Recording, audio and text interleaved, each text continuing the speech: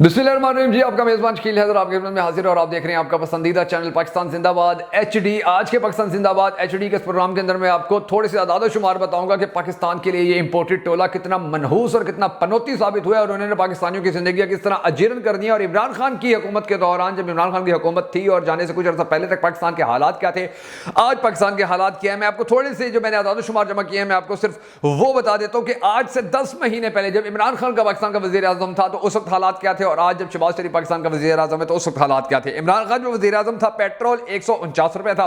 आज पेट्रोल 240 रुपए से बढ़ चुका है। उस वक्त डीजल 145 रुपए था, आज डीजल 262 रुपए तक चला गया। उस वक्त आटा 50 रुपए फी किलो था, आज आटा 135 रुपए फी किलो है, सिर्फ 10 माह के अंदर अंदर। उस वक्त डॉलर 176 रुपए था, आज डॉलर 265 रुपए तक हो चुका है। उस वक्त तरसीलात जो बरामदात थी पाकिस्तान की वो 32 अरब डॉलर थी, आज बरामदात 2.2 बिलियन डॉलर है। उस वक्त जो तरसीलात ज़र थे वो 32 अरब डॉलर थे और आज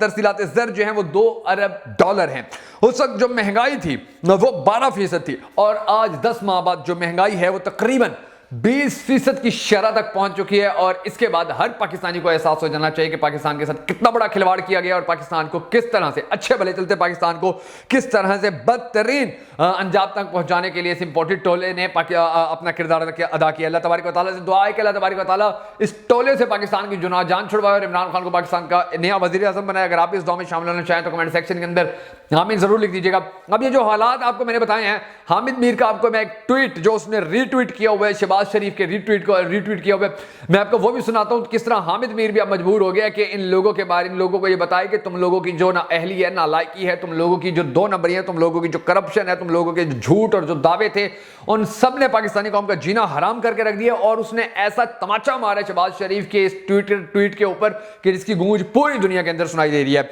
शहबाज शरीफ ने 16 जनवरी 2022 को एक ट्वीट किया था और उस वक्त उसने ट्वीट किया, जी पेट्रोलियम मसनूआत में 3 रुपए फी लीटर मजीद इजाफा सरासर जुल्म और गरीब आवाम का मुआशी कत्ल है। सिर्फ 3 रुपए के बारे में यह किया था, इमरान खान की हुकूमत ही था। आलमी मंडी में कीमतें कम होने पर आवाम को रिलीफ नहीं दिया गया था, लेकिन इजाफे पर खूब फुर्ती दिखाई जाती है। ना अहली, ना लायकी और करप्शन में डूबी हुकूमत आवाम को महंगाई की दलदल में डबो चुकी है। अब ये उसने ट्वीट किया था शहबाज शरीफ ने 16 जनवरी 2022 को। हामिद मीर ने अब इस ट्वीट को रीट्वीट करते हुए ऊपर लिखा है, नालायक, नाअहल और करप्ट कौन है। उन्होंने ये बात अब आकर लिखी है और उनको भी पता चल गया कि ये सारी खसलतें जो शहबाज शरीफ ने इमरान खान के बारे में लिखी थी वो सारी तो इनके अंदर खुद हैं। और जो हामिद मीर है उसने ये जो हकीकी चेहरा इनको दिखाया, ये बड़ा ही यानी कि इनके लिए बड़ा शर्म का मकाम है अगर ये शर्म को थोड़ा सा भी महसूस कर ले। अब पाकिस्तान के जो हालात, इन्होंने बदतरीन हालात पाकिस्तान के पहुंचा दिए, जो मुईशत है वो मुकम्मल तौर पर डूब चुकी है। तो अब इनके अंदर से भी बड़े इख्तलाफात सामने आना शुरू हो गए। मरियम नवाज कहती है कि जी जो हुकूमत है, इस हुकूमत से मेरा तो कोई ताल्लुक नहीं है, मेरी हुकूमत तो तब होगी या मुझे तब ताना मारना कि जब जो नवाज शरीफ है वो पाकिस्तान के अंदर होगा, तब मुझे कहना कि जी हमारी हुकूमत के दौरान ये सब कुछ है। अभी तो मेरा तो हुकूमत से ताल्लुक ही नहीं है। और ये वो औरत है कि जो शहबाज शरीफ के इलेक्शन कैंपेनें चलाती रही, जो शहबाज शरीफ के लिए, हमजा शहबाज के लिए बड़े मैदान मारती रही, जो मीडिया को संभालती रही, जो पाकिस्तान तहरीके इंसाफ के खिलाफ प्रोपोगंडा करने वाले लोगों को पैसे बांटती रही, जो पाकिस्तान की जो गरीब आवाम के लिए सेहत कार्ड बनाया गया था उसको बंद करवाने में सबसे अहम किरदार अदा करती रही, जो पाकिस्तान के अंदर होने वाली महंगाई के ऊपर हमेशा हुकूमत को अप्रिशिएट करती रही, अपनी हुकूमत को कभी ये दिखा कि तुम जुल्म कर रहे हो। अब वो औरत कहती है जिसने वजीर आजम इमरान अपने शहबाज शरीफ से ज्यादा प्रोटोकॉल लिए, ज्यादा अयाशियां खाई, ज्यादा पैसा खाया, सारे केसेस अपने करप्शन वाले माफ करवाए, वो औरत अब कहती है कि जी पाकिस्तान मुश्किल में जब आया तो वो औरत कहती है जी मेरा तो इस हुकूमत से कोई ताल्लुक ही नहीं है, मैं तो उस वक्त अपनी हुकूमत मानूंगी जब नवाज शरीफ पाकिस्तान के अंदर होगा। यानी कि अब ये जो पहले खबरें सामने आती थी कि लाहौरी ग्रुप नून लीग में बन गया, नून लीग के अंदर पिंडी ग्रुप बन गया, अब ये खबरें खुलकर सामने आ गई हैं। अब इनकी तरदीद करने की कोई बाकी वजह भी नहीं रही है कि जी पाकिस्तान मुस्लिम लीग नून के अंदर शहबाज शरीफ का अलहदा ग्रुप बना हुआ है, मरियम नवाज का अलहदा ग्रुप बना हुआ है। मरियम नवाज ने शहबाज ग्रुप की जो हुकूमत है उससे ताल्लुकी का ऐलान कर दिया, जी मेरी तो ये हुकूमत नहीं है और ये हुकूमत हमारी तब होगी जब नवाज शरीफ पाकिस्तान के अंदर होगा। तो अब आपको पता चल जाना चाहिए कि ये सियासत तौर पर, ये जो सियासी तौर पर ये कहते थे कि हम बड़े मजबूत हैं, हमारे पास बड़ी तजर्बाकार टीम है, मरियम नवाज ने इसहाक डार को बाहर से बुलवाया, उसके केसेस माफ करवाए कि जी तू तजर्बा कर, तू मेरा खास पत्ता है। उसने भी जब नाकामी दिखाई और वो भी अब उसके भी इस्तीफे की बातें सामने आ रही हैं, तो फिर